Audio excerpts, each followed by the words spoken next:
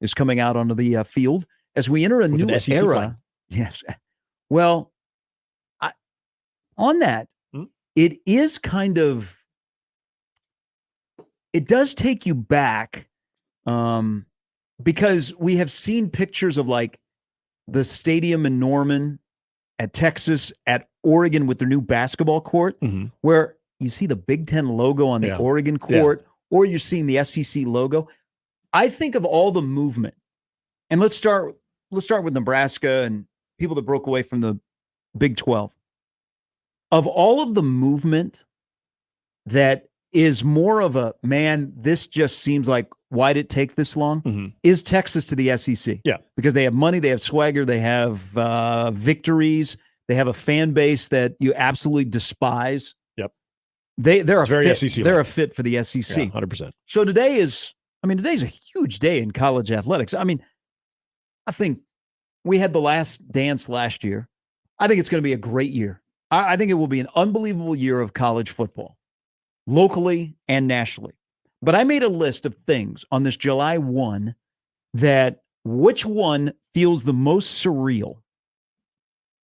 Now, I'm going to read slowly because I have quite a few and there's way too many for a poll question.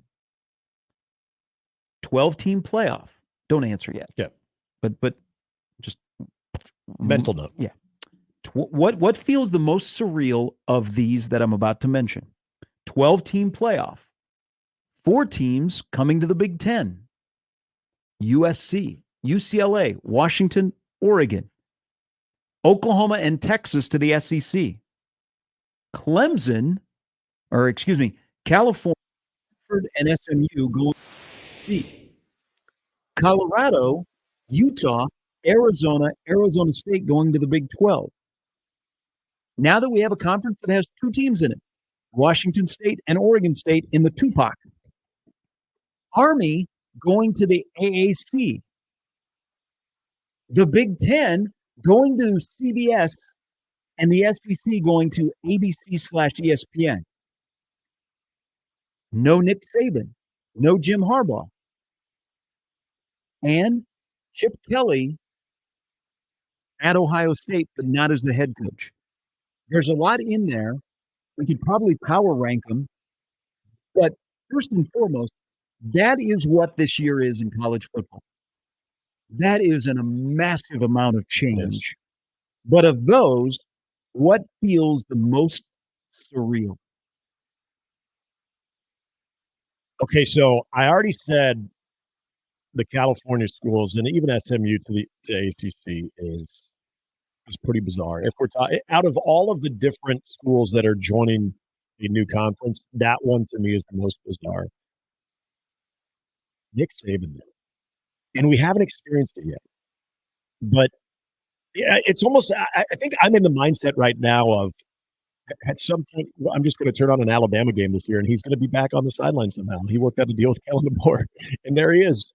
But that to me, we haven't experienced it yet, but also feels so weird that we're going to go into a season. People are going to talk about Alabama, but they're going to talk about that team without Nick Saban.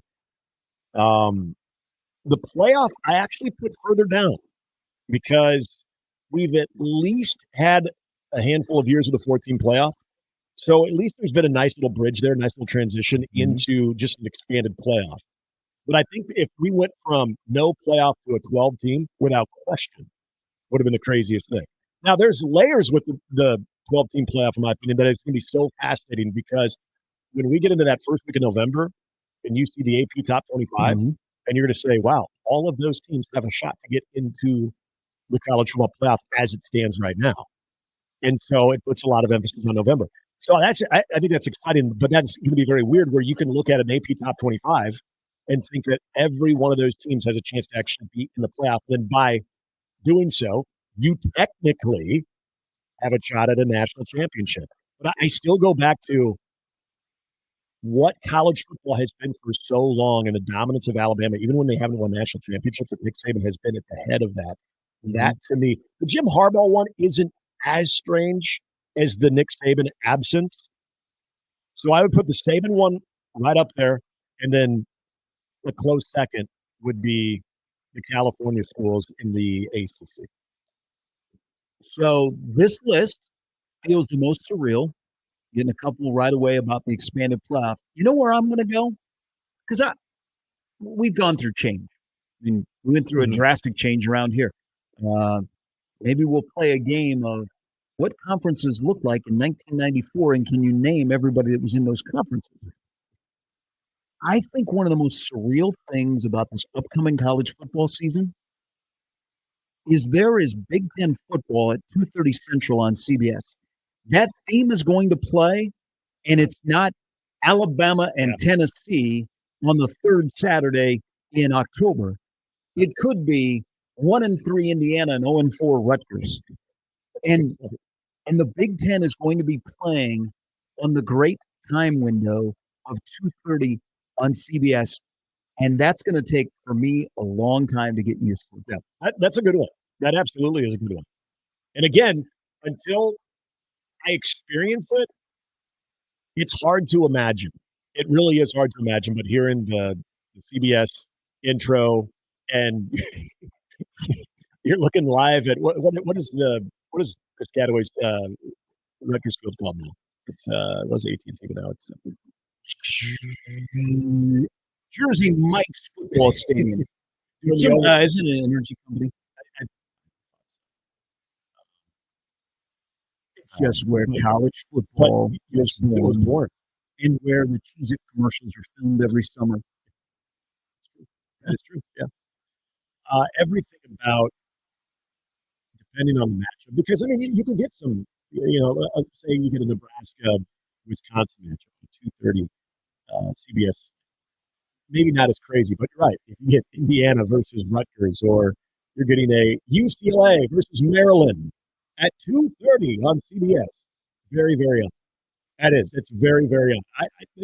The TV slate, and even just having these now, again, this is what we're going to have to get used to it and see how we react. But the primetime NBC window, too, of having big games from the Big Ten in the primetime NBC slot, I think is also going to be. We kind of got to tease that a little bit, yes. Yeah. But I think that's going to be kind of cool. Used to it. Yeah, to see more of that, though. The SEC games being on ABC and ESPN, probably not as big of a deal to me, because there was a lot of times you would see the game of the week that ABC would have. And sometimes it would involve, at least in the non-conference slate, it would involve an SEC team from time to time before you got into the heart of conference play.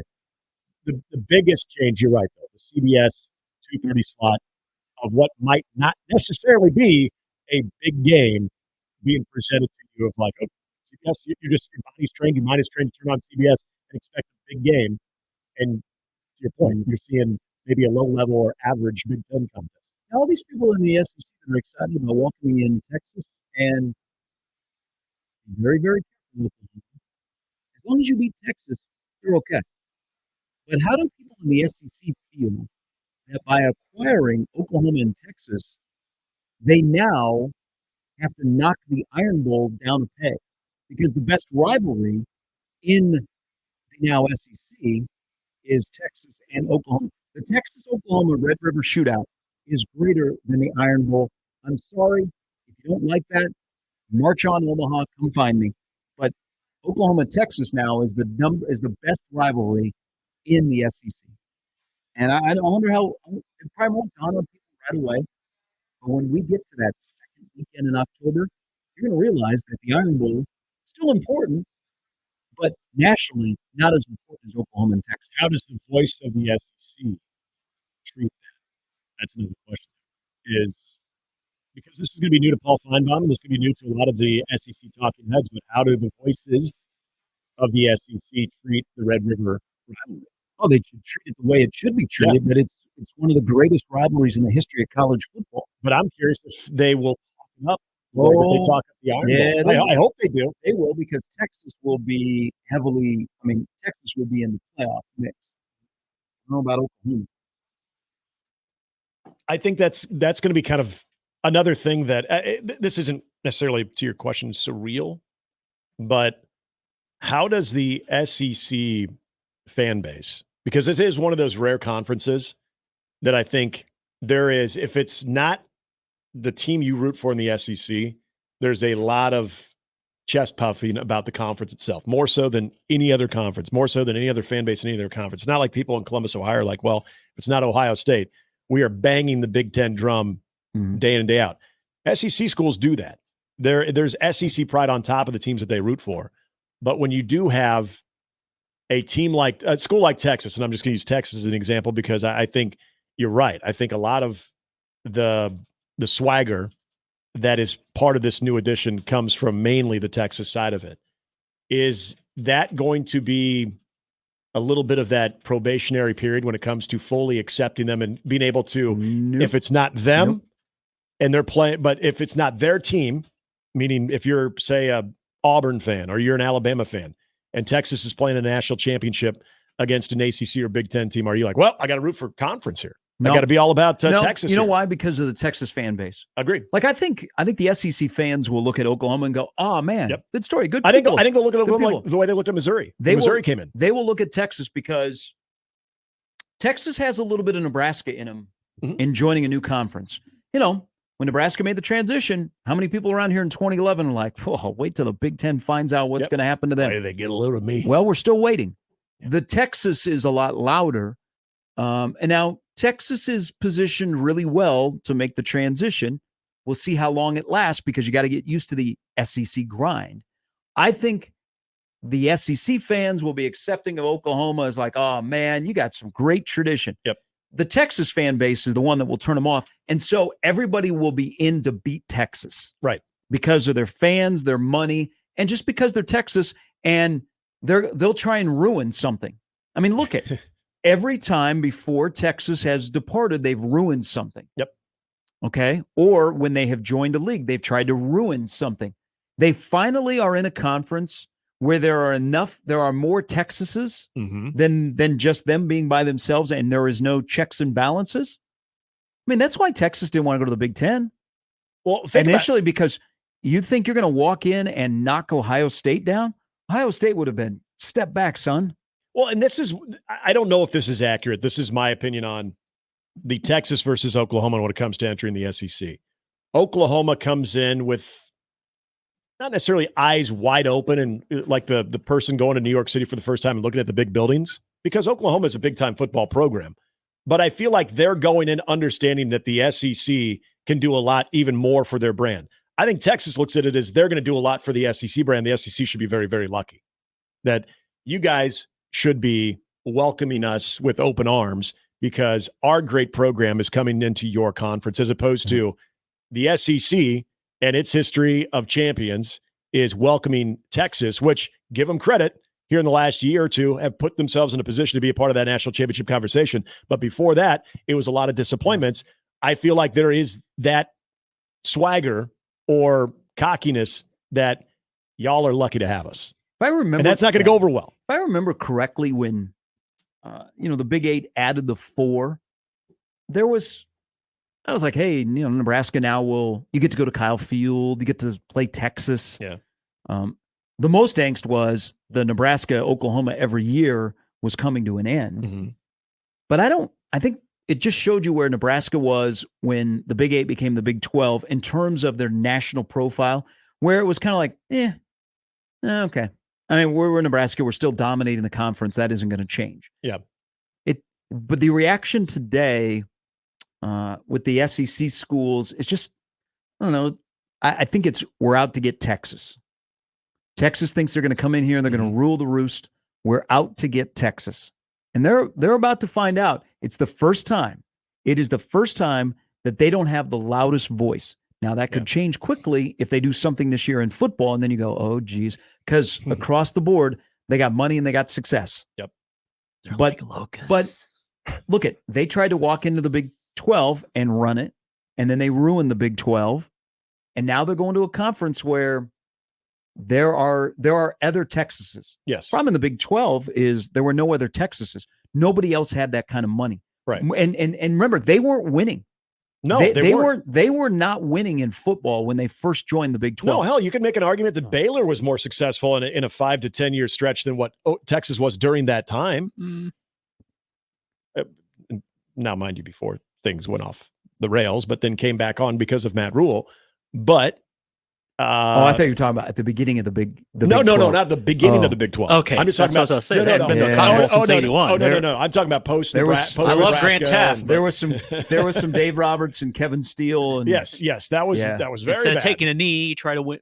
Yeah, there was a lot of bad football to be had there. But as far as long live in the last 10 years, so yeah, there was no pushback on it, and the teams or the programs, the athletic departments that maybe had the most ability to do so had left the Big 12. They just didn't want to put up with it anymore. The only one that stuck around was Oklahoma. Hey, isn't this interesting? The last year in the Southwestern Conference in '95 for Texas, they went 10-2-1. Mm-hmm. Then they went 8-5, 4-7, 9-3, 9-5, 9-3. I mean, I guess what am I change in there? But yeah, I mean, once 95. This is going to kill my argument. So once they made the change, see, they were smart at Texas. Once, John Mackovic had the 96 Big 8 or the Big 12 title. Mm-hmm. Then once, see, this might be a Venables thing as well. If, they just gave him an extension, but extensions, they're on paper. Yeah. Okay. You can always buy out people. Especially at some of those places. If you don't get off to a good start, does Brent Venables get Mackovic? Because after that 96 team, and then let's be honest, it was an okay Texas team. I mean, that's some nice players. Ed Rickey. You play that game 10 times. What did James and Brown, Nebraska wins 9? What did James Brown do consistently throughout? Not a lot. He just chucked the ball down the field. Yeah. But so you're joining a new conference where Nebraska is the big dog. Colorado was still making noise. Mm-hmm. Kansas State was pretty good. A&M was salty. Now they weren't in your division, but and you were like, I don't know what the hell's going to happen at Oklahoma. You got a guy who looks like Captain Kangaroo who put up a goalpost in his backyard in Norman, and his wife wears this gold medallion of OU. But once Mackovic had a letdown, they zinged him. So the following year they went 4-7, and then they hired Mack Brown. And Mack Brown went 9-9-9, 11-11, 10, 11-13, 10, 10, 12, 13. And then once he dipped, he had that 5-7 season. He tried to rally. He went 8-9-8, and they were like, gots to go situation. Mackovic, they were trying to fire for years. And when 66-3 happened, the BMDs lit the chair on fire. Well, and it's right, Jimmy, because I remember the Mackovic, because he wasn't one of them. Well, exactly. And I remember them thinking that was a really good story when they won the Big 12 championship against Nebraska, but it wasn't celebrated. A good story, but for him, for John Mackovic, because he was. You were pouring salt in the wounds of Huskers. No. Okay. It was considered to be a good story for John Mackovic because his job was always in question. Yeah. And like you said, Jimmy, he was never never show embraced. up for the Sugar Bowl in '95. But I would say this too about Mack Brown, because you can look at the win total and you're thinking, wow, actually that's not as bad as I thought. But remember, the expectations for most of those Mack Brown teams was either national championship appearance or national championship or bust. And the one year that they did it under Mack Brown was the year that they weren't expected to win against that USC team. Yeah. So I always look at it. We can go back now, especially here in Nebraska, because we can put a lot of value on 9-win seasons and say, man, was it so bad with Bo? I mean, look at what you're trying to chase now. But expectations were a lot different when it comes to it. And even for those Nebraska teams, like, okay, we're waiting for them. They're always getting 9 wins. Now you're waiting for the next jump. You're waiting for them to get to that ceiling, and you're worried that maybe you maxed out. Same thing with Texas is you had 8-9 win seasons regularly, but that wasn't good enough because of the way that they recruited and where they were going on each season coming into the year, where they were either preseason number 1 or 2, or at least in the top 5, and they're finishing outside the top 5. Could Big 12 players have won initially in the Big 10? Can Big 12 players initially win in the SEC? Because you remember Missouri. When Missouri joined the SEC, they had success. That's some dudes. Yep. Pinkold recruited really well. Yes, he did. Alabama guy pile drive that one guy. Well, remember, Missouri had more instant success than Texas A&M did. A&M was kind of I know, just ask them, they'll tell you. Now, Texas is recruiting at a high level, so it may not matter if they have Big 12 players or they have guys that look like SEC players. If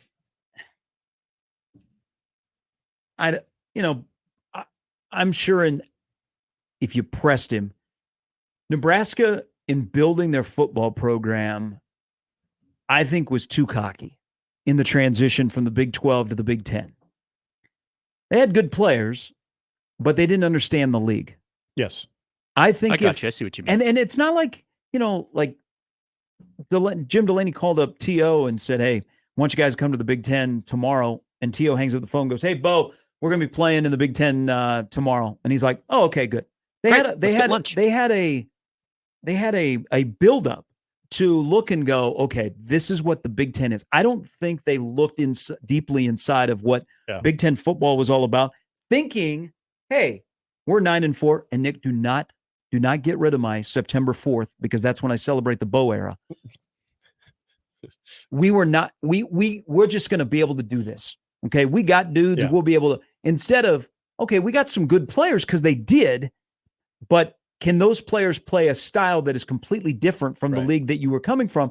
And, the Big 12 it looks a little bit different from when Nebraska was going to the Big 10 from going from the Big 12 to the SEC, how it's played. Yeah. I mean, it was a track meet. Yes. So there were missteps along the way, but to finish this up, Nebraska has not won a title coming into the Big 10.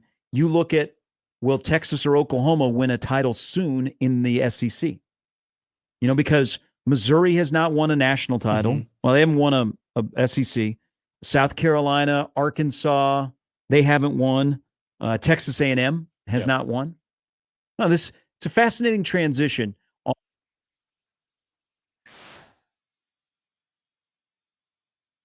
Experience. Do they let it ride for a couple of years and then adjust? Yeah. Or have they been adjusting along the way? Say, you know what? We're in a better spot than like a Nebraska would be in recruiting. We've been recruiting at a high level. Doesn't matter what league we play in. Yeah, we're recruiting at an SEC style level. The Venables one, I think, is an interesting conversation because I do think Oklahoma, and if you talk to their fan base, and I'm assuming a lot of people that have some skin in the game when it comes to dollars, are still on the fence with Brent Venables. And so you're now making that transition to decide, hey, we're going to go all in with him. They weren't bad a year ago. He's shown that he's a defensive-minded guy. Mm-hmm. Let's see where this looks. But I don't think there's going to be a long leash with him because, and I'd have to look at their record, but there is a Texas A&M, when they joined the SEC, part of this conversation that if you dismiss 1 year with Brent Venables, a guy that you're not 100% sold on anyway, if you dismiss that first year of the SEC where maybe they have minimal success to nothing. Look at that schedule. Yes. And if you chalk it up to, it was a transitional year, how comfortable are people going into that second year of, okay, this is the horse that we're riding through the beginning of the stages of the SEC, where if you do not have at least some success in those first couple of years, there's a chance that you could continue to fall back and back and back into what is now an extreme, even more competitive SEC. But I also think, to an extent, and not necessarily Sarkisian's job status, but Texas overall, they're going in as good as they've been in a very long time.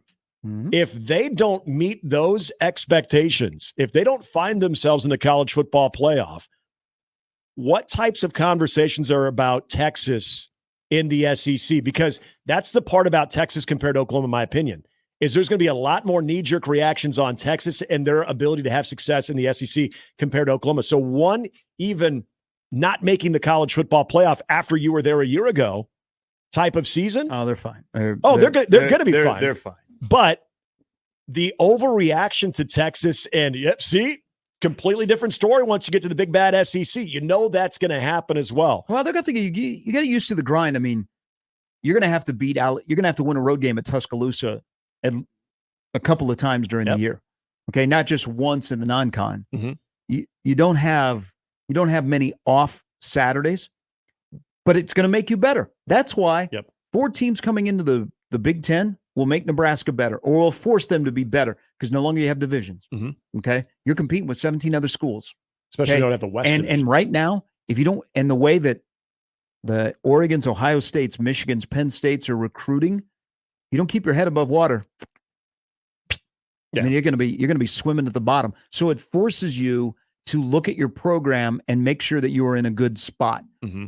But I think it's, if Nebraska was like they are now, where they are, if they were in this same kind of a spot back in 2010 to 2011, would the outcome be better long term? I think so. Yep.